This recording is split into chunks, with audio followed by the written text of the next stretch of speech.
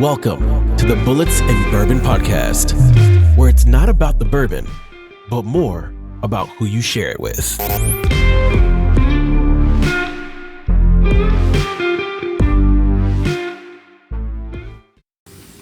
I swear to God, dude. What? Hey, everybody. Welcome back to Bullits and Bourbon. This is episode, I don't know, fuck it, like 71. 71. I was getting there, man. Will you relax? So we're doing something a little bit different tonight because, decent. Is it 8:15? I told everybody 8:15. Oh, we're a little early. Fuck it, it doesn't matter, does it?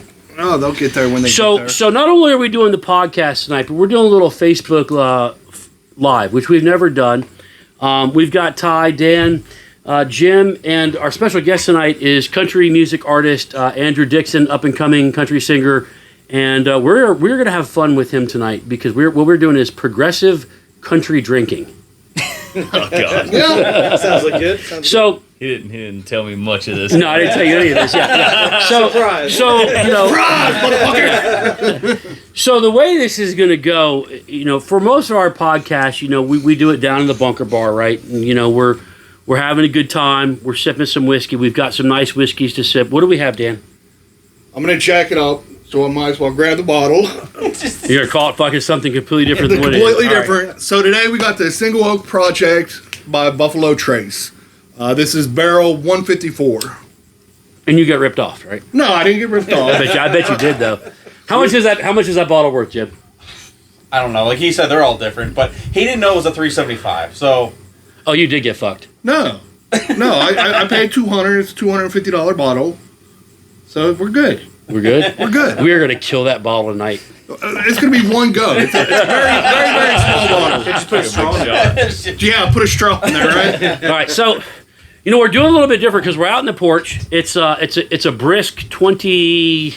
I don't know. Degrees. It's snowing, but we've got the heaters going. We've got college football on. We just watched our Steelers take it right up to Shyster. Dude, you're not wasting any time. No, I'm not. Son of a gun. And we have this opportunity where Andrew, you're up for the holidays, man. Super pumped to have you up, and we're gonna just kind of talk about country music. Yeah, man. How you got into it, and kind of your perspective on it, and just all these little things that I think people probably don't know about how you got to work to get to be the to the spot that like a Jason Aldean or Luke Bryan is, or these guys, and just kind of what it takes, and then we're gonna tell you to pick the guitar up and play, or you're gonna get any more fucking whiskey. Sick. Yeah. Okay. He's like, damn, really? No, he didn't get that yet. He got to play something first. What the fuck? For you. Yeah, that might be. Oh, for me. You skip the whole thing. Like usually he's all whiskey heavy, and let's get to notes and but everything else, and he's like, fuck it, let's just jump into the interview. But there's music. There's music. You want to pour him some now. He doesn't get any. Okay, we'll give him some. Pour him a little now. We'll give him some just a hair there. Just to give it a go. Okay. Yeah, we don't want to. Remember, this is progressive.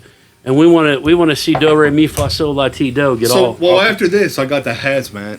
Get the hazmat bottle. Got the hazmat out too. So, let's start off, Andrew. Tell us. What? Can we start with the whiskey? It's like $200 on this bottle. I swear to God, can we start with the whiskey? We're gonna cut this live shit. You're pissing me off. Like every other time, he's like, "We're gonna talk about whiskey for 20, 30 minutes." Fuck talking I about. want to listen to music, man. We're good. Bullits We and got time. bourbon. Can we talk about the fucking bourbon? Okay, let's first? talk about the bourbon. Jim. Jesus, man. We'll start. You're a real asshole tonight.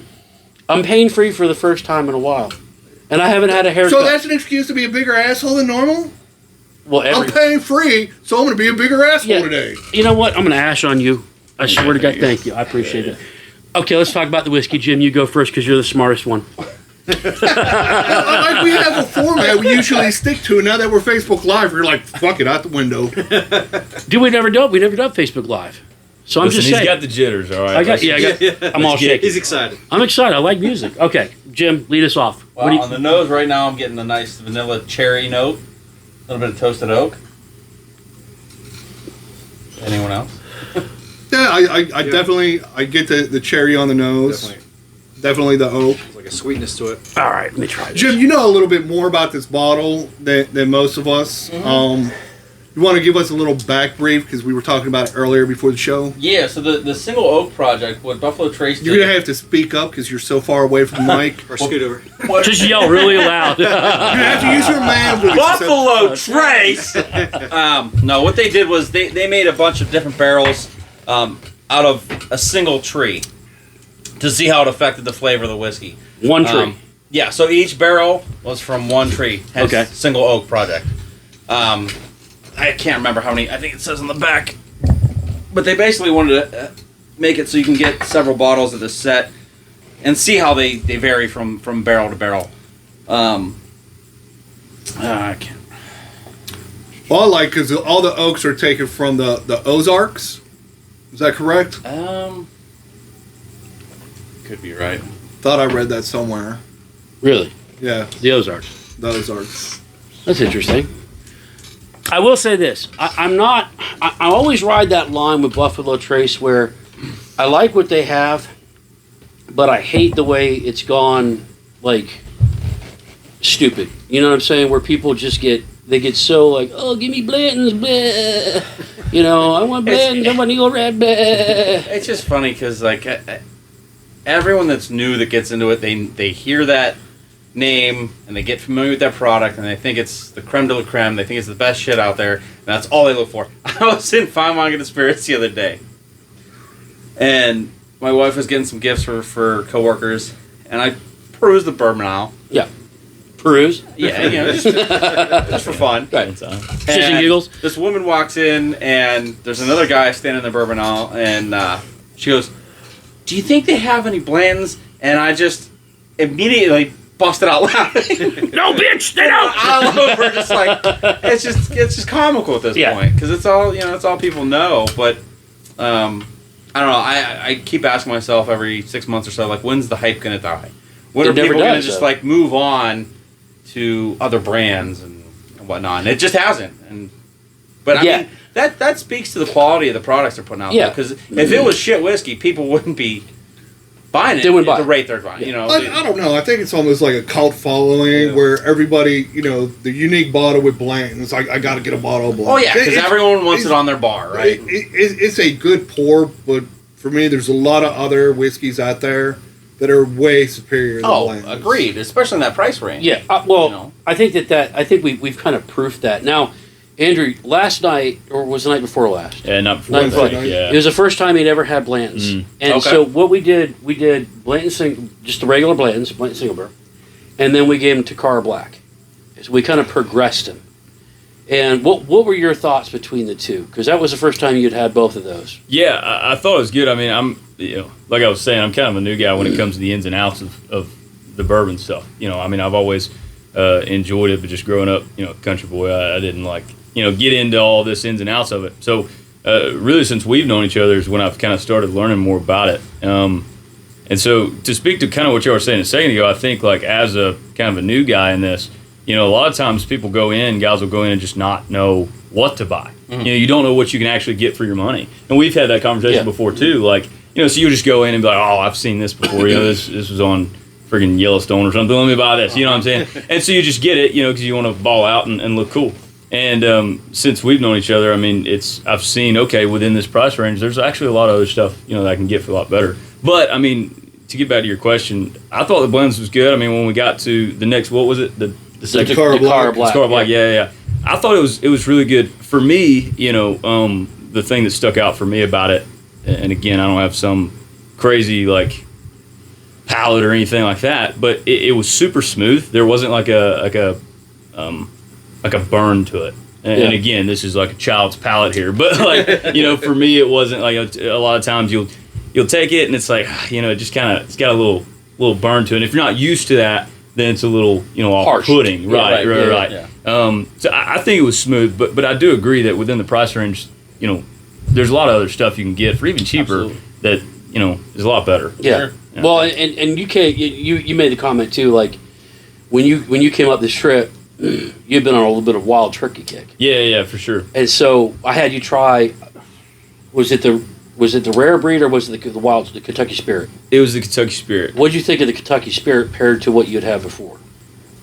Kentucky Spirit was good.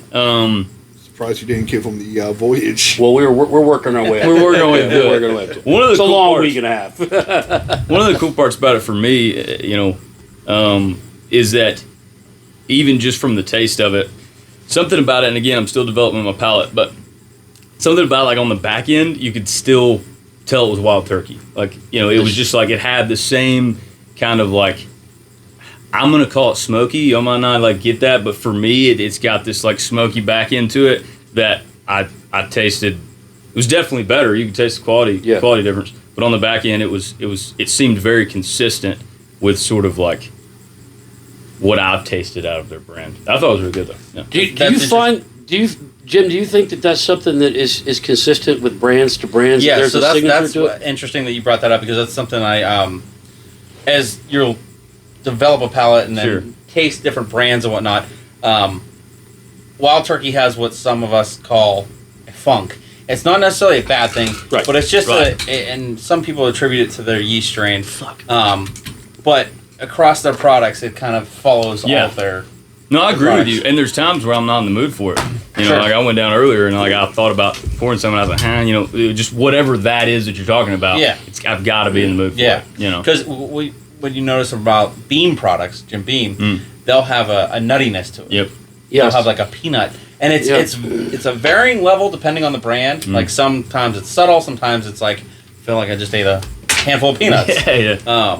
But you'll notice that from distillery to distillery how they'll have an underlying flavor consistency. profile. Yeah. almost. Yeah. It'll change from product to product. Sure. But there's something there something that there. distinguishes it. If you're On really its into own. it, that you know, Yeah.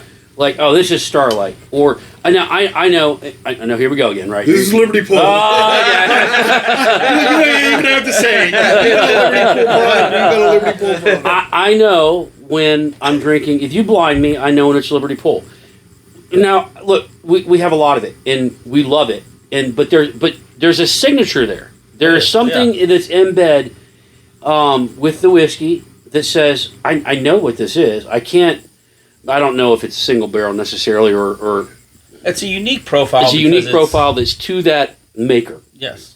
The only one that I have trouble with that is the Bardstown collection, and that's only because Well, that's they do so many different variants and collaborations. I think because of the amount of finishes they do, the amount of blends that they do.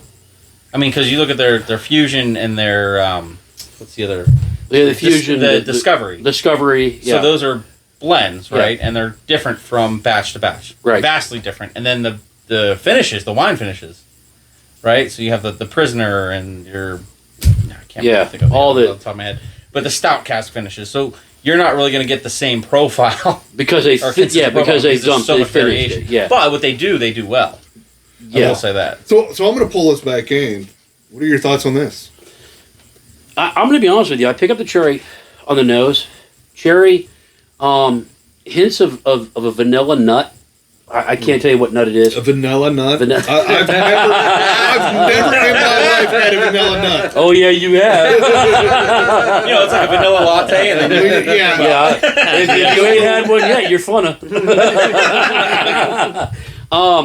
I'll be honest with you. This might be one of the most enjoyable Buffalo Trace products that I've had outside of George T. Stagg and Handy. Very smooth. I It's enjoy 90 it, proof. yeah. I'm going to say for 90 proof, I had to check the proof. This packs a lot of flavor. Yeah. Like You're right. strong flavor for 90 proof. Because I think, if I'm not mistaken, Eagle Rare is 90 proof, correct?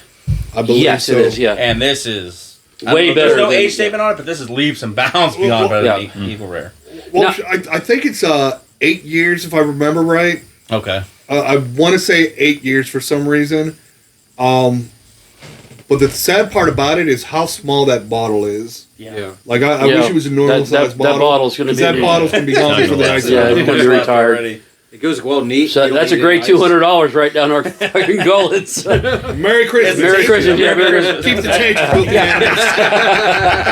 It's a beaut. It's a beaut. I will say that I'm surprised. I like the Traveler.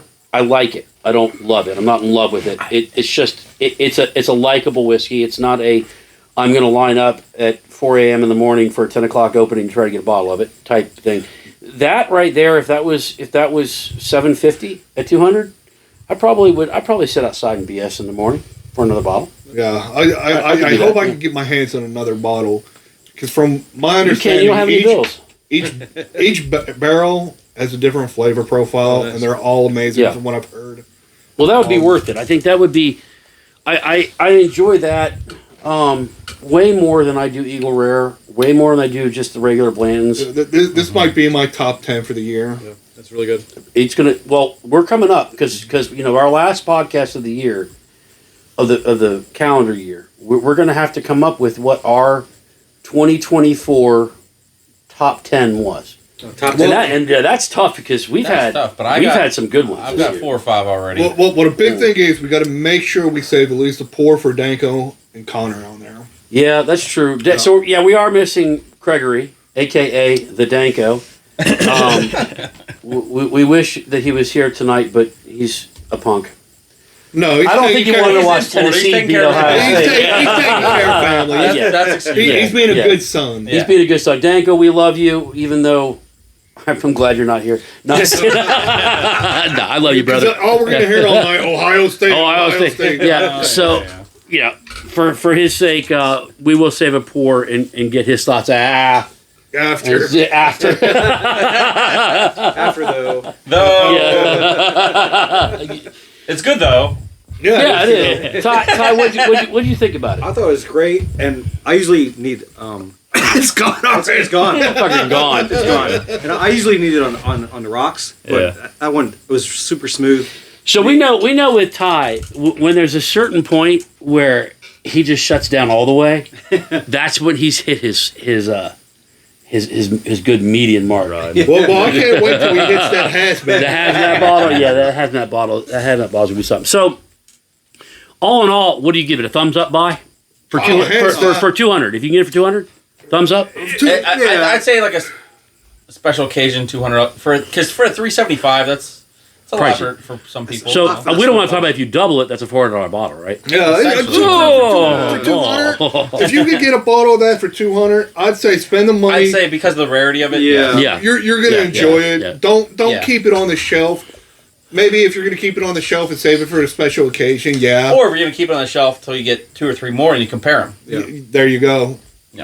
Or you could just drink it. Yeah, there's another option there. Just stick a straw. If you don't buy it, you could just I give it drink it. You know what though? If I got another bottle and I only got one more bottle, I would have to save it for a special occasion. This isn't a special occasion?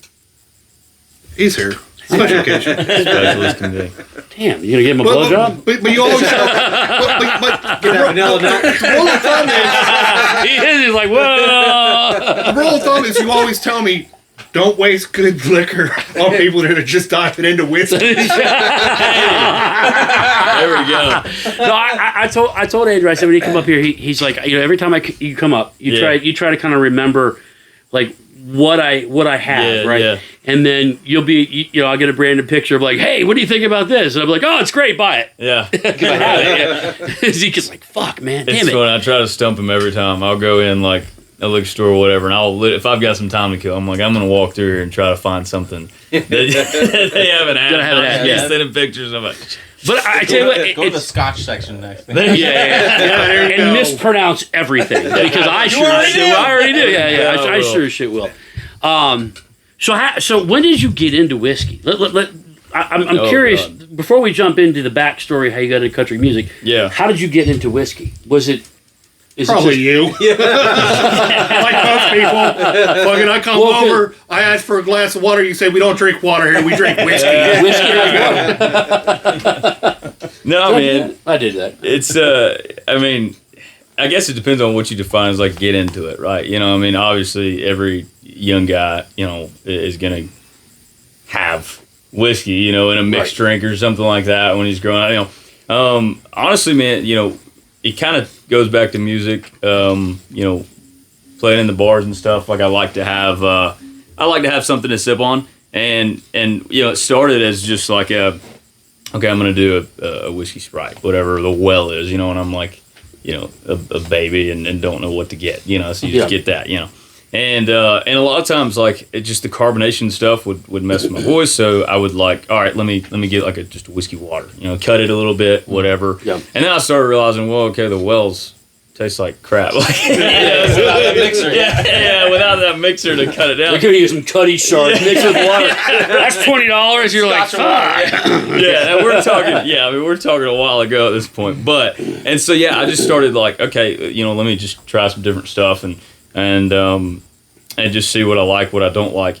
And so that's kind of how I got into it. And then, I mean, honestly, drinking it straight like this, it was before we met, but I've definitely gotten more into it and enjoying it as a hobby, and not just as like a social thing that you do,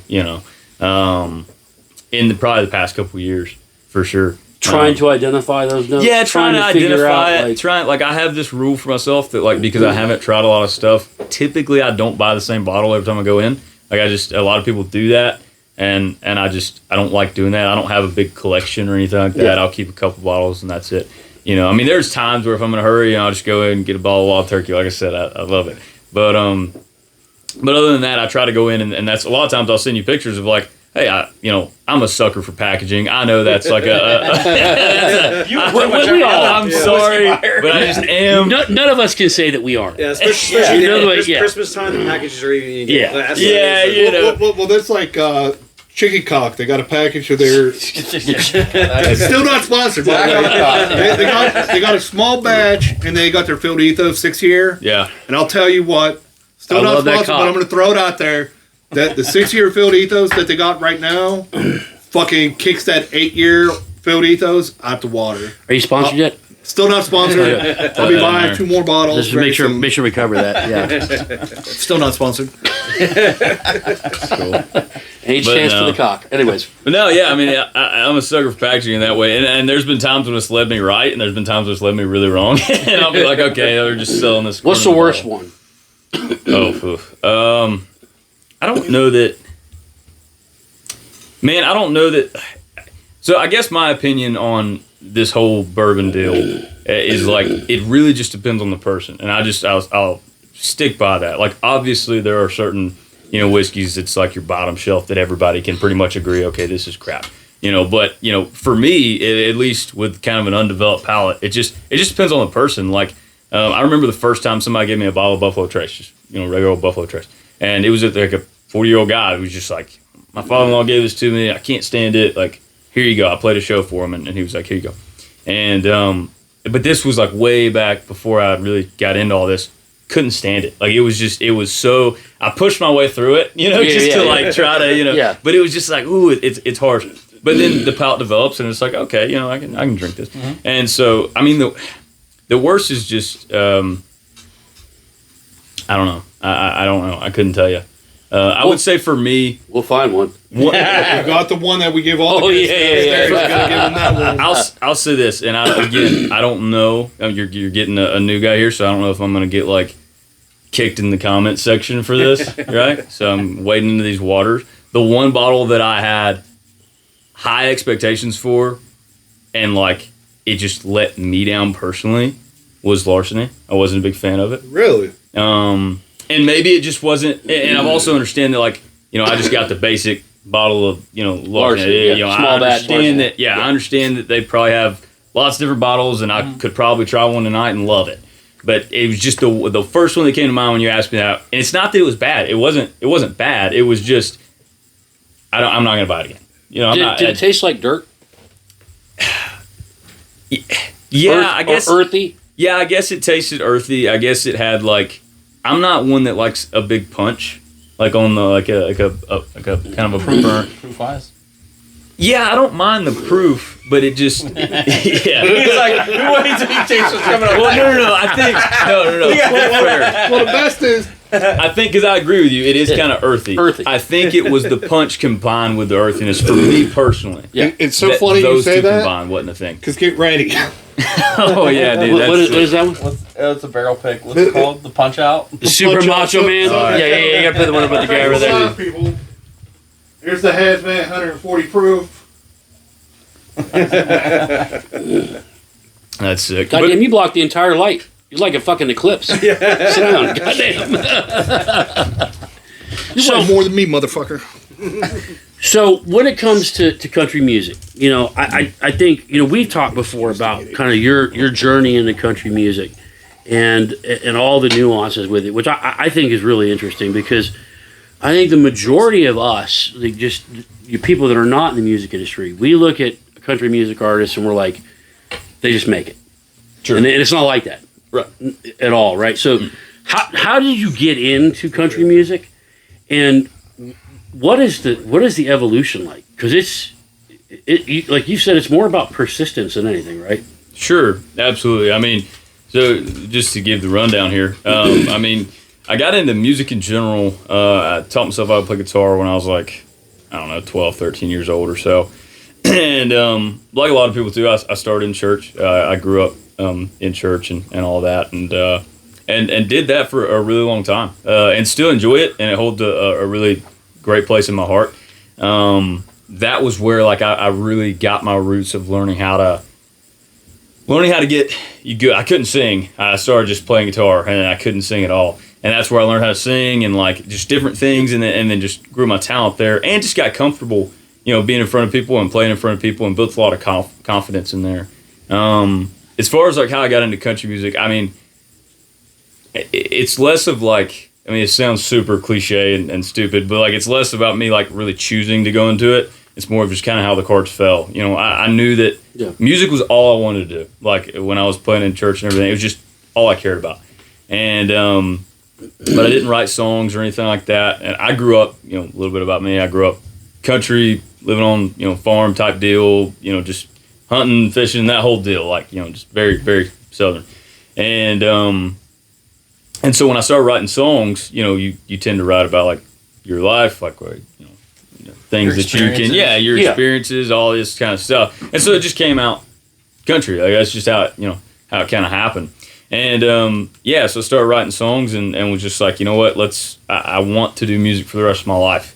At the time I didn't know what that was going to look like, you know, but like, you know, like you're talking about, like, you know, nobody knows how do you start playing shows, how do you get stuff recorded, how do you get, you know, all this kind of stuff. But I was like, this is what I'm going to do.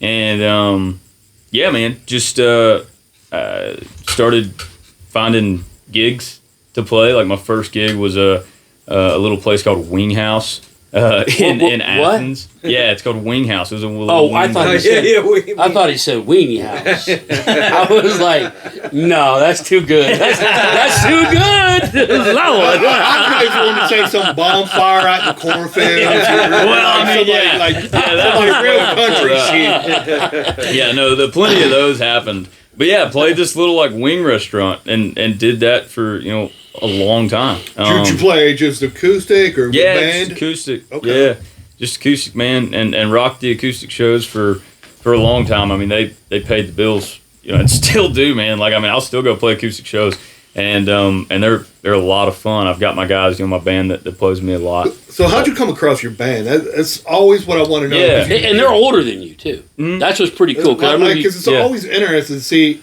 how do you pick a band, how do you come across a band. And how do you make sure it's the right mix or match? Yeah, man, it's I kind of got lucky, I guess you could say. Like that's one thing that I'll get into this, you know, I'm sure in a little bit. But you know, my band is one thing for sure, and I don't like to throw this around, but I truly believe I'm a religious guy. I believe that is one thing in my career that God kind of divinely placed in this group of guys, just because they've been such a crucial part to my career and my personal life when it relates to my career.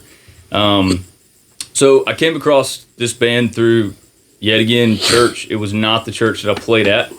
My producer at the time, you're good. My producer and a guy that I write with, his name's Josh Bricker. He's a really good artist too. But he introduced me to this guitar player. When my first full band show, I just pieced in guys together. It wasn't my group of guys now, but he introduced me to this guitar player. And through that, you know, you kind of, when you're getting started, you're just trying to piece guys in. Like, you don't really have your core group. So it's just like, hey, let me see if I can find a drummer and a bass player and a guitar player. And you're just trying to make it all work. Most of the time, different guys every time, you know, like. but through this one guitar player, he played a lot of shows with me through the years. And what's his name? Brody Frazier, and really good guitar player. But he introduced me to all these other guys that he knew and played with at this church, and through that met my core group of guys now.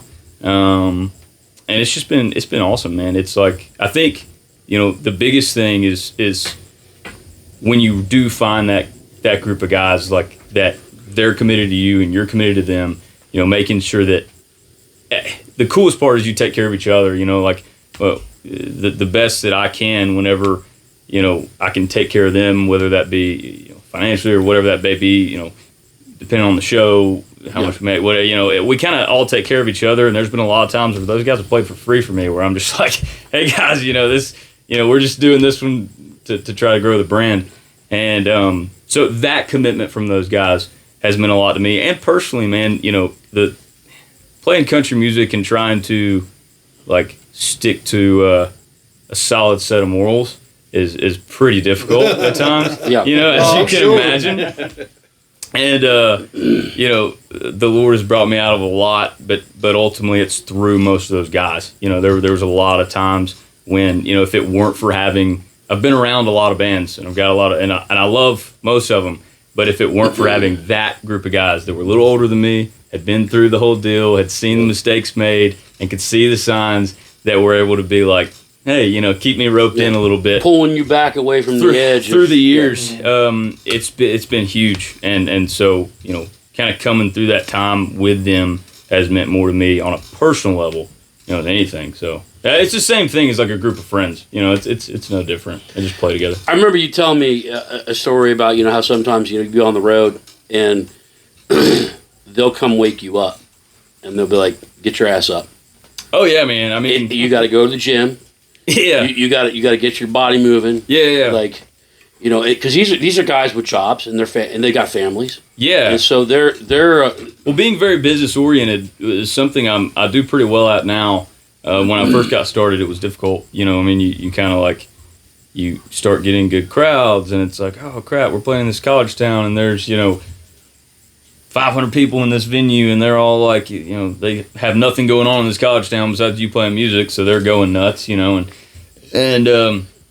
after the show, it's and it's not even like a fame thing at all. We weren't big, still aren't. It was just in that town on that night. Yeah, sure. It was the biggest thing going on. Big event. Yeah. So after it's over, everybody wants to hang and everything else, and just having those guys while I was younger and kind of more mature in that way, to just, like I said, they've been through it. It's like, hey, once the show's over, let's hang out for a few minutes, and then we're out of here. We're on to the next one. Like, come on, hydrate.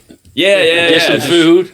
Pack your shit up. Get your shit straight. Right? Keeping the main thing, and we're here to play music, and we're here to do that. And they've been a very good example, like almost like older brother figures for me, to kind of, for me to learn quickly, like, oh, okay, if this is going to go anywhere, this can't be treated like it's just a party forever. Like, this is a business. We have to treat it that way, and enjoy that part of it. Yeah. So one of the things I remember you talking about was kind of the road to Nashville and big, and I think we kind of equated it to kind of like the minor league to major leagues, right? Sure. Like, you got to play the farm system, and you got to play the small bars, and then the bigger bars, and then the bigger stages, and then the bigger stages, and at some point, Nashville is almost it's a given. It's a given for the most part, and not a lot of people want to do it. Sure. Right? Because it's a struggle in Nashville. It can be, for sure. And it's not necessarily the most talented that make it. Not always. No. It's oftentimes the people that are the most persistent. The ticks. Sure. Who is going to dig in deeper and suck it out the most? Yeah. You want? You walk right into that. Whoa, bless the table on that motherfucker. So, what's your experience been? Because I know through conversations that Nashville is a knocking, and sure. and I mean, well, you've got one foot in the door almost, because right. you're going to start recording in Nashville. Yeah, we are. So how's that work? What's that like? What's that mentally like? To have to kind of really kind of go, okay, now I've really got to I've got to make this leap. Sure. It's difficult, man. I mean, Nashville's definitely, it's changed a lot, and with the music industry, it's become something that's, for a very long time, Nashville was the only path.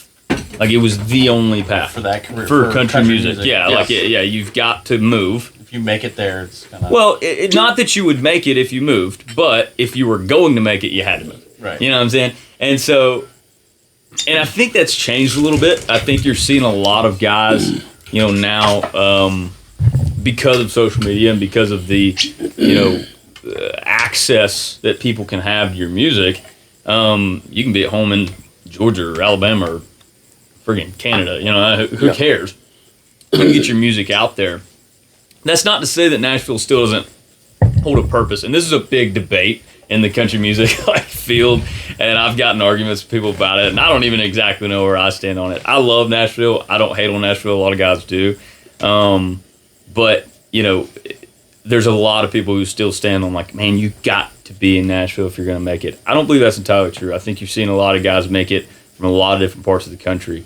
But at the end of the day, it is true that, if you want to build connections, and the business is about connections a lot of times, like it or not, that's where most of the people are. It's just how it plays out. The biggest difficulty is just being able to go and financially support yourself. Nashville's a growing city, and so, if you're going to go and rent an apartment or buy a house or whatever it's going to be, it's ridiculous. And we were even talking about that the other day. You go even an hour outside of Nashville, and it's just insanely priced right now. And so it's very difficult for guys to make it, especially depending on what stage in life you're into. I think it's one thing if you're just a single dude that has no, hey, we're just going to go balls to the wall, and, if I got to sleep out of my car for 6 months, I'm fine. I don't care if I lose all my money. I'm already, whatever that may be. Then, yeah, you can go that route. But it's hard for a lot of guys, depending on what stage in life they're in, to want to make the right, responsible choice, but also, pursue this career. Because you get there, as a scenario would be. Sure. And you realize, oh, shit, I got to work a job to pay for my living. Yeah. And now I got to play bars. Yeah. Right? And I got to hope that there's a talent scout or an agent or somebody there that sees my music, hears my music, sure. loves me. Just to get the notice. So you're not working one job. You're burning the candle at both ends. Absolutely. And yeah, you had the one-off. Bailey Zimmerman, he's a one-off, right? Social media took him, took him off. You didn't necessarily have to go that route. So the persistence in who can grind it out the most to get to that goal. Yeah. Is going to be ultimately what determines whether or not somebody, because you've said it, and I know it. I've met people have insane talent, crazy, beautiful voices. You could just listen to them all day. But they couldn't do it because they didn't have the means to get to that next level of. Sure, yeah, didn't have the means, or just got burnt out, or whatever it may be. Burnout's a big thing in this industry. I've got this Jamie Johnson shirt that's pretty sick. It says "Last one to quit wins," and there's a lot of truth in that. And that's not always true, but in theory it is. Like, if you just don't quit at some point, you're going to have some level of success. But yeah, it's tough. Burnout's a hard thing because it does take so long. They call Nashville a 10-year town, and that's just kind of what they phrase it as, of and I think that's more just about the music industry in general of it's liable to be. You look at guys like Aldine or Luke Bryan or all these different, and you do have exceptions like you're talking about, especially with social media now, especially. Yeah. You can blow up overnight or whatever. But a lot of times, these guys are 30 some odd years old and started at 18. And everybody's like, this guy's the next big thing. And it's no, they've been at it for 10, 12, 15 years, playing all the bars and just making connections. Yeah. Well, and that's what they don't see. So you now, you're at the stage where you sell out the bars. You sell out the places you go to. You've got this. Not always, hopefully. But you've got a following. Instead of having to ask to play, people ask you to play. So it depends. So where we're at now, and it's a situation a lot of guys find themselves in, is it's very regional. right? You know, in that, and again, social media has helped this. You can gain a following in places all over America, the world, whatever that may be, without having to actually go and just play there, you know. But without that, a lot of times it's just where you're able to play the most. You know, the South, we do, Southeast area, we do pretty well in for the most part. And the college town scene, we play a lot of shows and do well there, you know. But, you know, without like a push through social media, you've got to go the old school route, and you got to go around and branch out and play these different play the minor league places. circuit, right? Yeah, minor league circuit. See what I'd start playing on. You ever see the TV show Yellowstone? Yeah. I'd be like, Walker, based off of my life. They even made somebody look like me play Walker. Yeah. So look at the That's camera. what I would do. So I want to see how many comments we get. So we're How gonna take a often? picture. How often does that happen? It actually does happen out of the blue quite a bit. And it's funny because Walker is Ryan Bingham. That's the actor. And he's a music artist before an actor. And he's a great music artist. If you haven't checked him out, check him out. He's kind of like he's insanely popular now because of Yellowstone, but kind of like an underground, really solid country music we got to artist. tag him in this. Oh yeah, Ryan His Bingham. doppelganger, Yeah, he's sick, man. I mean, he's your doppelganger. Like, I'll show people pictures. I was like, "Hey, we're having Walker on from Yellowstone." And they're like, "No shit." I was like, "Yeah, look." Yeah, check him out. You know, They're like, "Oh, his real name's Andrew Dixon. Yeah, that's funny. That's funny. So, you know what? We're at 41 minutes on the podcast. Okay. And this is going to be a special podcast. We're going to go a little bit longer. Yeah, I'll probably go 2 hours. Yeah, it's been 2 hours. I think you're finished with this drink. Well, kind of. I don't know what mostly. you're doing. What are you sticking your finger in it? What is this? Yeah, I'm just feeling nice, you know. That's what she said. Why don't you finish that? test the temperature. And I'll hand you. I can hand you the guitar. Oh, I can get up. Y'all can talk, and I'll get it set up. Okay. Well, what are you going to treat us with? You going to sing one of yours? Yeah, I'll Why probably. don't you sing us one of yours? Yeah, we can do that. We can do some. I do have a request. Okay, cool. Freebird. That's one song I did not play. So Tennessee whiskey. Can somebody play Wagon Wheel? Oh, please. I'll pay you to not play Wagon. Yeah, dude, please do. one of the first songs you played up here, acoustic. We were out here one night, and the boys, Milo and Oliver are huge fans. I mean, they've listened to your first album. I mean, we all know the words to it. I will say you have a song on there. I love it, but I hate it because it's about the goddamn Georgia Bulldogs. Yeah, man. And, yeah, man. Bulldogs, yeah, man. But it's a hell of a good song, and I like the song. So, so you choose whatever you want off of your songs because they're all kick ass.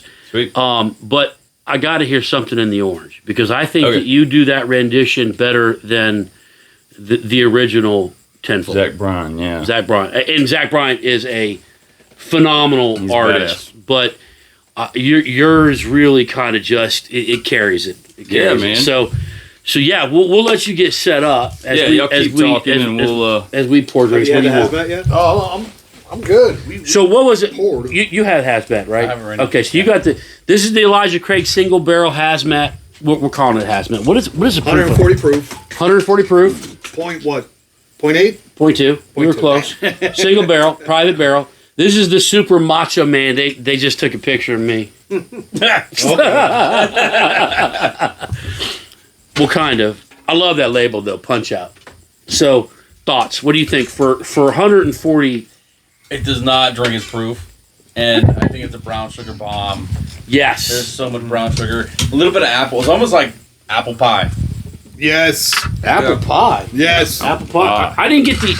I don't know if it's cinnamon, brown sugar, apple. It is just so smooth for 140 proof. Yeah. It is. It doesn't taste. Why is it so cold out here all of a sudden? It is not cold. Cold heart. You don't think it's cold? Drink some more, you warm up. A little breeze coming through, but Where's the breeze coming through? I thought we had the. Fucking. It's cares. probably like 12 All right. degrees out right I think now. that one's going. I will say I get the brown sugar. We have seen this before. I thought it was exceptionally smooth for being 140. It didn't drink like a 140. No, it's not. Yeah. Yeah, again, there's- I'm drinking it without ice, and it's. And you never really go without ice. Yeah. I mean, there's a little bit of proof on the finish, but you're gonna have that at 140. But it's not overbearing at all. No. Now, It's not one of those long burns either. Like when you think of a high proof, It's- you think it's gonna burn. Real deep, long. It's a quick. It's very it's a quick subtle. jab. Yeah. We used to punch at it. It's a little jab. I've had more of I figure they goes down here to smack. You're a little you son of a bitch. Get the legs. Get the legs. Son of a bitch. So I will say this. It's good. That's my analysis. It tastes like bourbon. It tastes like whiskey. It's like whiskey. Bourbon, man. All right, Yeah. Ty. It's good. Have you? I have a question for you. Have you noticed? Have you seen the evolution happen with Craig and Dan? Primarily with Craig, where he's gone from being on ice to almost exclusively neat. Have you seen it? I have. So I mean, we knew it was going to happen at some point. Well, not always. I mean, some people they drink it how they like it. And Yeah. if that's how you got to drink it, because I mean, I know for a while you were drinking it mostly Yeah. on ice because of heartburn or whatever. Yeah. But Well, and I think I still do. I mean, like I've got this glass full of Mitchers on ice, and then this. I mean, because I just don't. If you have an empty hand, there's some. What? This is gonna be a good night. I'm full of good. Look, I had my tooth pulled, fixed. I had Xanax yesterday. Let me tell you something. Xanax. Here's to you. Not I love you, Not Xanax. yet sponsored. Yeah, I'm not still not sponsored Xanax. Let me tell you something. Shit, I went into the dentist's office. Because I had bad tooth pain. You guys know this. I was hurting, and I laid down in the dentist chair. He's like, "You ready?" I was like, "Hit me, baby." And I fell asleep during root canal. It was beautiful. And then he walked in because he had a tooth problem. And I'm like, I can't tell him he's a faggot. Kick him out of the chair. All I gotta say, in like 20, 30 years from now, we're gonna be those two old vets at the VA and Just McDonald's. causing trouble, like drink coffee, talking shit. Playing yeah. bumper cars with your go-karts, with your pump, 23 years, you guys will be getting dentures at the same time. Oh yeah, we're getting them all. No, you know who I want? I want Rex Ryan, Jets, the old Jets coach. Yeah. Have you seen how white his teeth are? No. Jesus, God, this dude's got a grill of gold, man. They're just white and pearly. I want that. They're all fake. Yeah, they're fake as fuck. But who cares? Yeah, I mean, who cares? Seriously, I mean, I look at his teeth and I'm like, that's beautiful, man. Anyways, I digress. Anyway, take it away, Andrew. What are you playing for us? Yeah, all right. So we'll start with... and then you get a pour afterwards. All right, cool. So we'll start with mine. We'll start with something I've got released out right now. So once again, Andrew Dixon, y'all can check it out. Spotify, Apple Music, anything like that. But I wrote this song several years ago, sitting in a deer stand, actually in Ohio, and I was on a deer hunt up there, and it's bow only, so I had this big buck coming in, and he didn't come in bow range, and I was kind of saying a little prayer, like, Lord, just let this deer come in, and I can just let him quarter smoke him, and he didn't. But I sat there in the stand and wrote this song. And so did you write it because you were sad about it? I mean, I was sad about it. Yeah, I'm not gonna lie, I was pretty sad about it. So it's just a sad, I wish I would have shot you song? Okay. Yeah. But it's got a lot to it, man. This song probably it means a lot to me. I don't know if it's one of my best ones or not. I don't really know how to classify that. But it's a little bit about all of me. Even the bridge talks about my best friend Jacob. He's in the Air Force as well. Yep. And at the time, he was, we grew up together, did everything together. All week long, we'd be hunting hogs every night. It was just, we were like that. And at the time, I found out he was getting on his first deployment. And that was the first time, my dad's an Army vet, but I wasn't around at the time he was in the Army. So that was the first time that somebody close to me had gotten deployed. And that was the first time I'd kind of gotten to experience a little bit of okay, hopefully everything goes well here. Yeah.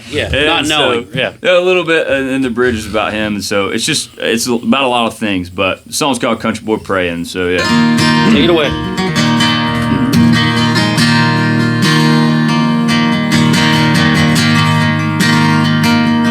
Praying that a white-tailed buck comes on in about 25 yards from my tree stand. Praying my arrow fly straight and sticks real good. Praying some big largemouth comes and hits my line, and I get to set the hook just one more time. My old weaving root keeps running like it should. Praying these strings keep sweet sound on this beat up piece of wood.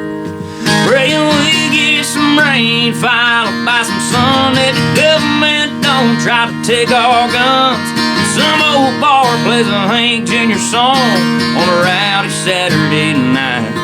When those Bulldogs come to the stadium, they see red and black, yellow rumbles run.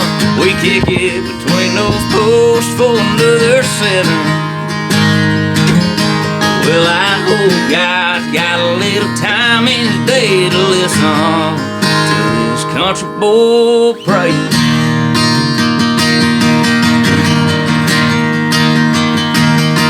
Praying that farmer out a road lets me fish on his lake, that he might even let me take his daughter on a date. When I drop her off under the front porch light, I get a kiss goodnight. Praying we get some rain, followed by some sun, that the government don't try to take our guns. Some old bar plays a Hank Jr. song on a rowdy Saturday night. When those Bulldogs coming to the stadium, there's a sea red and black, yellow numbers run. We kick it between those posts for another 7. Well, I hope God's got a little time in his day to listen to this country boy praying.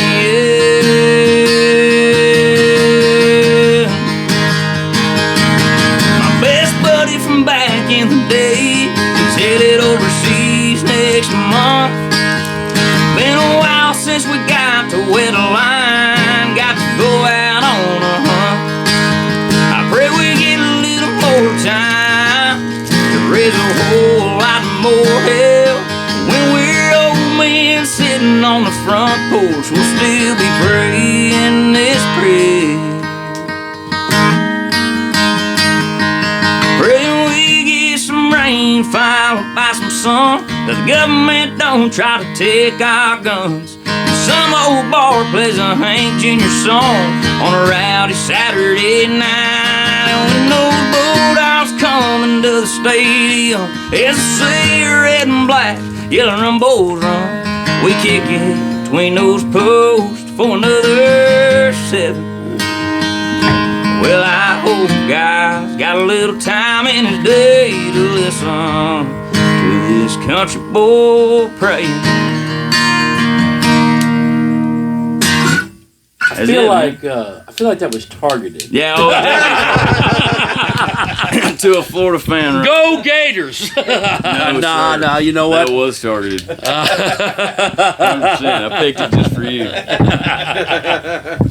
So that was one of the first songs. I remember we were coming back up from Gainesville, Florida, home of the mighty Florida Gators, by the way. Unfortunately. They make playoffs. Ooh, they played Tulane. Ooh. Yeah, I know, right? Big game for them. Big game for them. Oh, really? We're going to go down this way. You will be passed out. Both of you will be. Come on. What are you holding up there? You're the only one who's passed out on this deck that I remember. Several times, right? What are you holding up? Holding up when we lost to Ole Miss. That's rough. Oh, when you're talking about y'all, yeah. At least we beat Ole Miss. You did, but Yeah. we did win the SC championship. You did. Listen. Got the bye, but I have reluctantly watched my daughter. It's been hard for me. It's been an emotional experience. She was a born and bred Gator, and she has what's that song? Female country artist. oh god, Where she talks about the Vols, and she's a Megan Maroney, Tennessee Orange, I think. I'm wearing Tennessee Orange. Yeah. Yeah. Every time I hear that, I'm wearing like, Georgia Red. that's my daughter wearing That's all right. this, and I'll be like, "What are you wearing?" She'll go to a Bulldogs game. What are you wearing? Well, I'm not wearing. I'm just wearing just normal clothes. And I'm like, and I think we see you on camera. You guys on Probably camera one day, something, yeah, because you played like a pregame show at one of the Georgia games. or something We've like done that. several stuff like that. Lots Yeah. of pictures and stuff. So. And I gotta submit to the fact that she has become. Yeah. Dog. So with that said, do you got a pre-performance ritual or anything? I can just see you trying to get all pumped up before going on stage. Like you lick your nuts like a dog. maybe many guys are gonna be in the back room. maybe listen. This is what we do. This is what we do. He could be the only country singer that listens to like DMX before he goes on. It's not even a lot though, man. Like it's really not a lot. Like, and that's not just me. That's a lot of country guys. Like, we have like. Typically, if it's a good venue, you'll get what they call a green room. So it's like a room for the band and the artists and staff and stuff. And so we'll typically have like a speaker in there, and we have I have like a few green room playlists. And most of the time, like there's some country in there, but a lot of times it's just like, oh god, here we go. A lot of times it's just like tell Jennifer to get the bucket and mop now. Gave him a full 2 ounces. Sure did. But no, I mean, a lot of times it's just like rap music, pop music, whatever. But no, I mean, as far as like a ritual, not really, man. I mean, honestly, like I do typically try to have like a drink before I go up, just to, like loosen the nerves a little bit, all that good stuff. Typically, if it's a band show, we'll say like a quick prayer before we go up, just thankful for what we get to do. But other than that, man, no, like it's just kind of second wind. I try not to overthink it, like just go to work. It's one of those deals. Now, one of the things that I like is that you end every show with Courtesy Red, White, and Blue. Courtesy Red, White, and Blue, which of course was written by the great Toby Keith. And when did he pass? Like a few months ago. Where the fuck we did it? We talked about it on the podcast. Like 6 months ago. I'm gonna claim Danko. Why do we even? I'm gonna go Danko. I got Lyme disease. Why do we even do this? What is the point of this entire endeavor? Holy hell! So I'm gonna share a little story about Andrew's first trip. Is this your third? This is your third trip, right? Yeah. Yeah. I don't know. So this is a bad podcast story. There's no such thing as a bad. So, as many of you know, Jennifer, my wife, my beautiful wife, is a whiskey connoisseur, and she is also a former interrogator and investigator in the military. Jesus, Danko! Here goes Danko with the backstory. Jennifer, where was she born? Anyway, what year? So one time at band camp. So, now, shut up. I'm done. Shut up. So, as many of people out there who are fathers of daughters, and you have sisters, so you can associate with this. When you're a dad and you got a baby girl, you don't ever want your baby girl to go away. You just don't. You just don't want to see that. It's just hard for you. So you want to hate the guy. The guy. You're the guy. I'm the guy. You're the guy. That's me. You want to hate him. I'm the guy. And it's hard. We connected. I love your morals. I love your background. But it didn't pass the Jennifer test yet. So, I think we were sitting around the dining room table. We were playing poker. We were playing poker or something. Yeah. And Jennifer gave me that look. You know the look because you two get it. We all get it all the time. Eye cut. Now I know the look after being around a little while. And I thought I was like, all right, I'm out. I looked at you. I was like, see you later. I went down to the basement. I was like, I'm out of here. Like I don't need to see that look more than once a month. I'm good. And she gave you a little bit of the interrogation, right? Oh yeah, man. She was grilling you pretty good. Yeah. And she was pouring you. It was rough. I mean, I don't. Yeah, I don't tend to like tie one on real hard very often. That's a rarity for Andrew. That I've tried to tone that down, but this time it was just again I was pretty new to straight bourbon drinking, which is a whole different ball game. I know now. And I mean, we were sitting across the table from each other. I'm an open book. She's asking me questions. I'm like, hey, you know what? I'm not. I'll tell you anything you want to know. No worries. Yeah. And she's just, she'll get me a refill. Just progressively stronger every time. And I didn't realize it at the time. And Dixon got a little overserved that night. So, what did Dixon do? My body rejected what was happening. Matter of fact, it rejected it all the way to the bathroom. All the way over. It did. And what did she say to you? And again, it does not happen often. But I was like, man, again, this was what 2.5 years ago. Like, Yeah. It's been a minute. 3 years ago. 3 years Almost- ago. yeah. 3 years ago. almost Yeah, it's been a minute. And so, again, I was new to it, and I was like, also a little younger, like, oh, man, I want to make a good first impression, you know. Hadn't learned yet to have the courage to be like, I'm good. We can talk, but I'm good. And so I'm like, I don't want to, you know, puss out on this, you know. And yeah, so I proceeded to reject that all the way to the toilet, and it was just so funny because I'm throwing up, and I look up and the doorway's open and I can see where she's sitting on the table. So I look up and I look over, and I'll never forget the image. Somehow, he was like a magician. She had put a roll of paper towels and a bottle of cleaning spray in the doorway, and she's sitting back where she was sitting, like she just like, yeah, it was insane. With her fingers crossed, just with that look, and we all know just, you know, and just sitting there with a little grin, you know, and she's like, and I vividly remember her saying, "If you clean it up, you're always welcome in my house." And I felt so, because I grew up, again, very Southern. Like I said, I don't overindulge that often because I did grow up Southern. We don't really do that a whole lot. And even at that, if you know, you don't puke in somebody's house, that's just a no-no, you know. And so I'm just feeling awful. And I was like, man, in my brain in that moment, that was the cleanest I'd ever cleaned before. I'm sure that it was awful. I'm sure that the next morning or after I went to bed, she had to bring a Swiffer in there and come after me. But she's seen the heart that I was putting in it. I was just down there for like 20 minutes. Snow White in that motherfucker.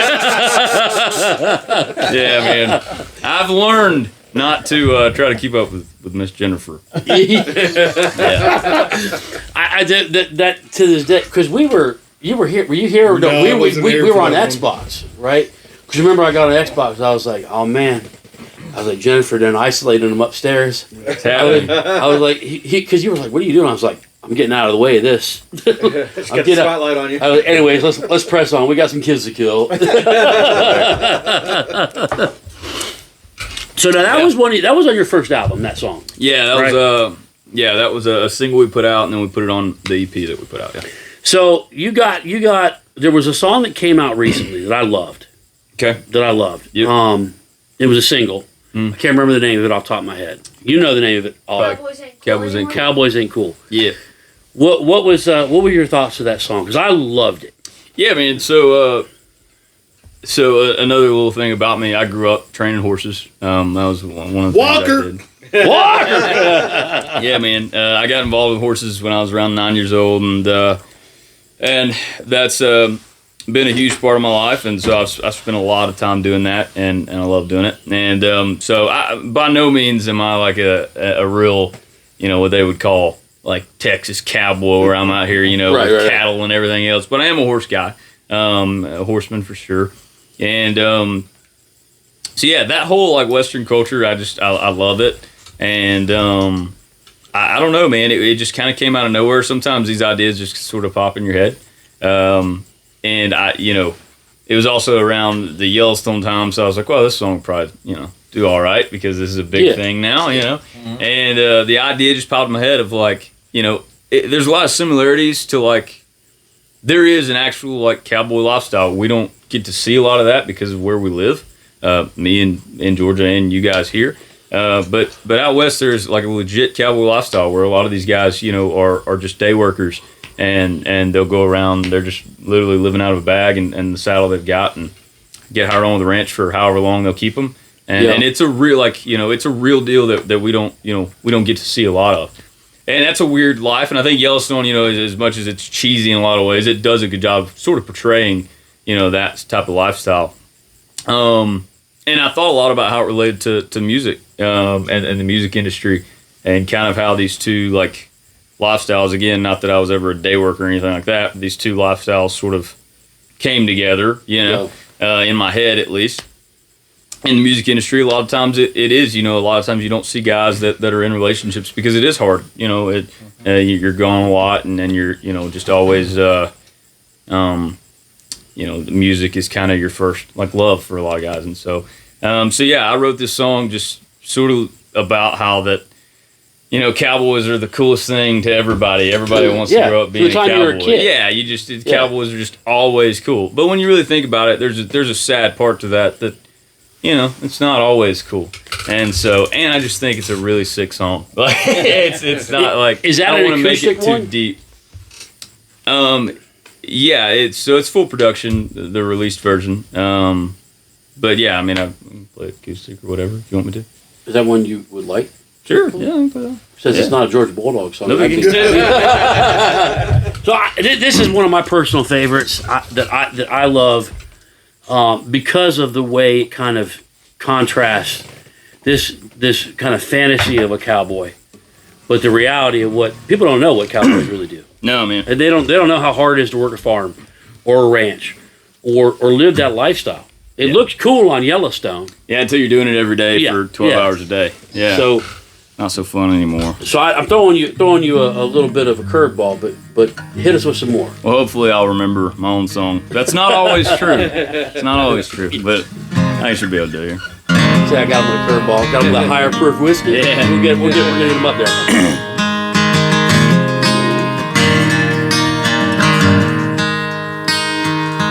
There's a worn-out cowboy hat hanging on a gun rack in my room.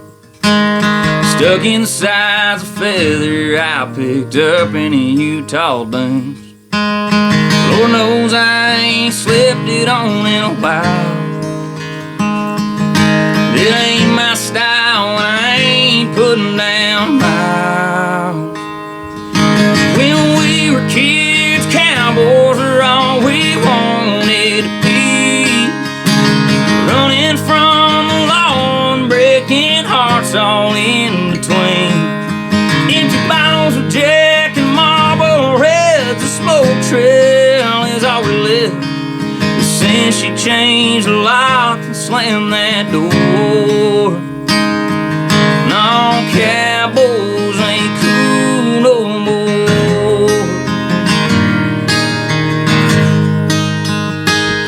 I was her hell on wheels, she was my saving grace. Till her high heels stepped on the bed of things. Keeping a good woman when you're out running wild, the hardest damn job I've had in a while. When I finally rolled back into town to stay, found out I hung up that south a little too late.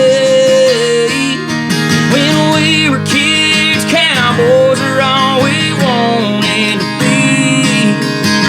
Running from the law and tearing hearts all in between. Empty bottles of Jack and Marlboro Red, the smoke trail is all we left. But since she changed the locks and slammed that door, now cowboys ain't cool no more.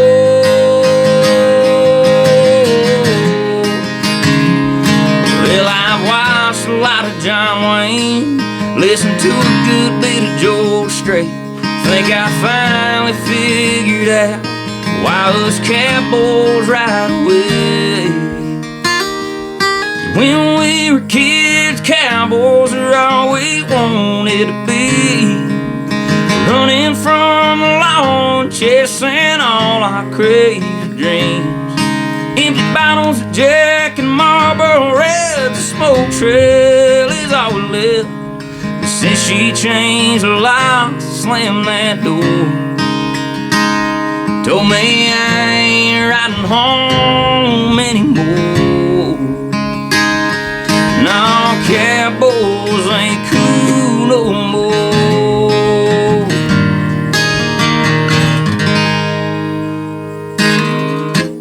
I love that song. Yeah, man. I love that song.